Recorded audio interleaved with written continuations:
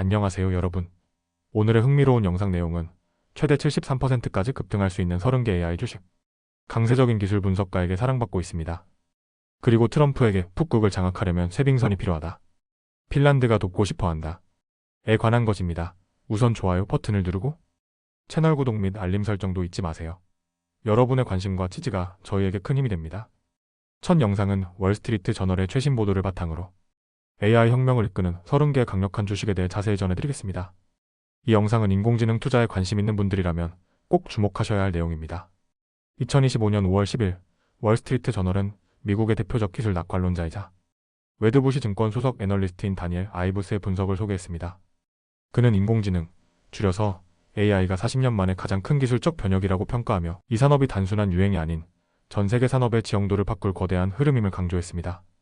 아이브스는 AI 산업이 2027년까지 약 4천억 달러, 2030년에는 1조 8천억 달러 규모로 성장할 것으로 예측했으며 연평균 36%에 달하는 폭발적인 성장률을 전망했습니다. AI는 어느 날 갑자기 등장한 기술이 아닙니다.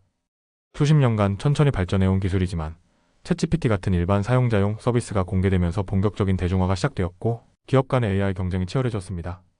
이제 기업들은 AI 인프라 구축, 데이터 센터와 전력망 확장, 클라우드 서비스 기반의 대규모 모델 학습, 그리고 실제 응용 프로그램 개발이라는 여러 단계를 거치며 본격적인 AI 생태계를 조성하고 있습니다. AI 관련 30개 종목 리스트 웨드부시의 추천. 아이브스는 AI 산업을 6개 주요 분야로 나누고 각 분야에서 주목할 만한 주식들을 선정했습니다. 그럼 지금부터 그 리스트를 하나씩 살펴보겠습니다. 첫째, 반도체와 하드웨어. AI 기술을 구동하기 위해서는 막대한 계산 능력과 하드웨어가 필요합니다. 특히 GPU는 AI 학습의 핵심적인 장비로 이 분야의 선두주자는 단연 엔비디아입니다. 마이크론 최대 45% 상승 여력, 엔비디아 37%, AMD 28%, TSMC 26%, 브로드컴 15%. 이 기업들은 데이터 센터 구축, 게임 산업, 자율주행차 분야까지 아우르며 AI 시대의 하드웨어 기반을 담당합니다. 둘째, 하이퍼스케일러 대형 클라우드 플랫폼. 클라우드 기업들은 AI 데이터를 저장하고 학습하며 처리하는 핵심 인프라를 제공합니다. 현재 클라우드의 약 15%는 AI와 통합된 상태이며 2025년에는 AI 관련 클라우드 지출이 3,250억 달러를 넘을 것으로 보입니다. 알파벳 구글 31%, 아마존 25%, 오라클 18%, 마이크로소프트 15%. 구글은 검색 광고의 감소 우려가 있지만 클라우드 확장성과 AI 플랫폼으로 경쟁력을 유지하고 있습니다. 마이크로소프트는 오피스 제품군에 AI를 통합하면서 기업 고객에게 강력한 인기를 얻고 있습니다. 셋째, 소비자 인터넷 기업. 이들은 AI를 통해 콘텐츠 추천, 검색 기능 개선, 광고 최적화, 그리고 하드웨어와의 통합 등 다양한 방식으로 수익을 창출하고 있습니다. 알리바바 32%, 바이두 25%, 애플 18%, 메타 17%. 특히 애플은 애플 인텔리전스라는 자체 AI 시스템을 개발 중이며 개인정보 보호 기능을 강조하고 있습니다. 메타는 광고 타겟팅을 개선하고 대형 언어 모델을 개발하는 데 적극 투자 중입니다. 넷째, 사이버 보안. AI가 확대되면서 동시에 데이터 보안의 중요성도 커지고 있습니다. 웨드부시는 사이버 범죄로 인해 2027년에는 기업들이 최대 23조 달러의 피해를 볼 수 있다고 경고합니다. 사이버아크 22%, 팔로알토 네트워크스 13%, 지스케일러 2%. 특히 팔로알토는 다양한 보안 서비스를 통합 플랫폼으로 제공하며 시장 점유율 확대에 박차를 가하고 있습니다. 다섯째, 소프트웨어. AI를 실생활에 활용하기 위해서는 소프트웨어가 필수입니다. 이 섹터는 기업들의 업무 효율화와 자동화를 가능하게 하는 분야입니다.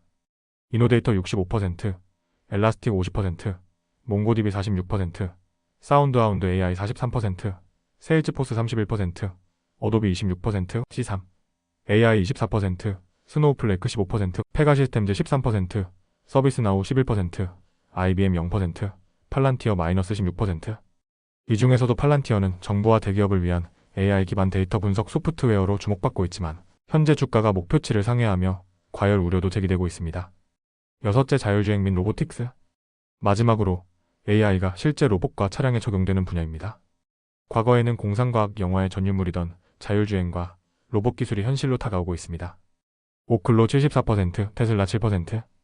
테슬라는 로봇 옵티머스와 자율주행 기술을 개발하며 미래를 준비 중이지만 당장은 전기차 판매 둔화라는 현실적 과제도 안고 있습니다. 오늘 소개해드린 30개 기업은 AI 시대의 핵심 주체들입니다. 이들 중 일부는 단기적으로 조정 가능성이 있지만 장기적인 성장 스토리를 믿는 투자자라면 반드시 주목해야 할 종목들입니다. 지금은 AI 산업의 초입에 불과합니다. 챗GPT 이후 세상은 이미 변하고 있고 다음 10년을 지배할 기술은 바로 인공지능이 될 것입니다.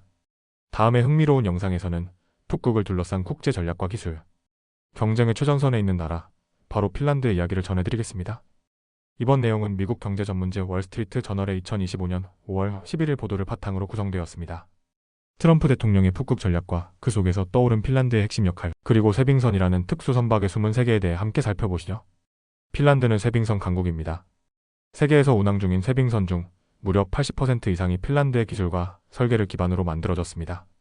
이 작은 북유럽 국가는 극한의 바다를 가르며 나아가는 기술력으로 이제 미국과 북극에서 손을 잡을 준비를 하고 있습니다. 트럼프 대통령은 최근 미국 쇠빙선 함대의 대대적인 재건을 요구하며 북극에서의 영향력을 확대하려는 의지를 다시 한번 드러냈습니다. 그는 북극을 미래의 무역 요충지이자 전략적 갈등지대로 보고 있으며 이에 대응하기 위해 더 많은 쇠빙선이 필요하다는 판단입니다. 핀란드는 이를 절호의 기회로 보고 있습니다. 헬싱키에 위치한 아케르 아크틱이라는 선박 설계 회사의 최고 경영자 미카 호빌라인에는 얼음은 우리의 놀이터입니다 라고 말합니다. 그의 회사는 길이 72m의 실내 빙의 시뮬레이션 수조를 갖추고 있으며 현재 캐나다, 스웨덴, 그리고 앞으로는 미국을 위한 쇠빙선 설계까지 희망하고 있습니다. 핀란드가 이토록 강력한 쇠빙선 기술을 보유하게 된 배경은 명확합니다. 그것은 바로 필요해서 비롯된 것입니다.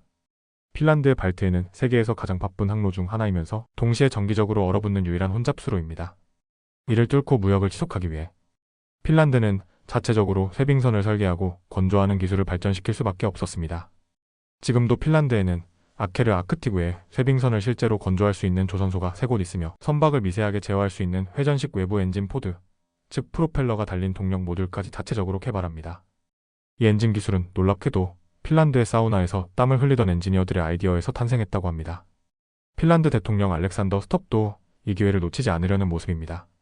그는 인터뷰에서 핀란드가 미국에 제공할 수 있는 가장 중요한 기술은 바로 쇠빙선이라며 우리는 세계 어느 나라보다 빠르고 저렴하게 쇠빙선을 건조할 수 있습니다 라고 말했습니다.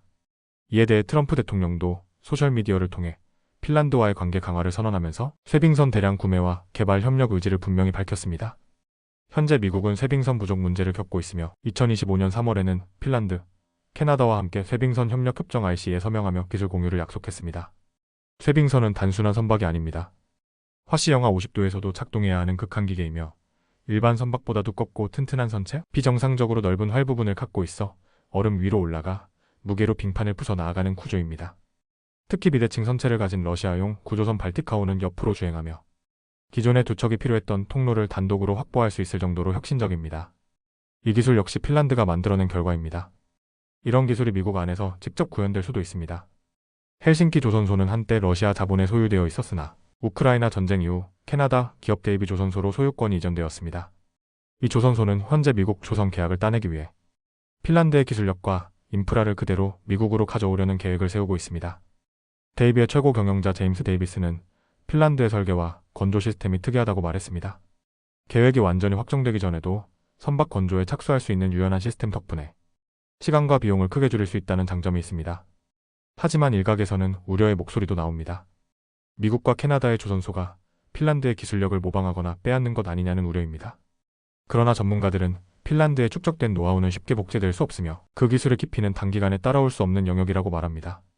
핀란드는 냉전 시절부터 러시아의 쇠빙선을 설계하고 건조해온 이력을 갖고 있으며 1989년에는 러시아의 원자력 쇠빙선 선체까지 제작한 경험도 있습니다.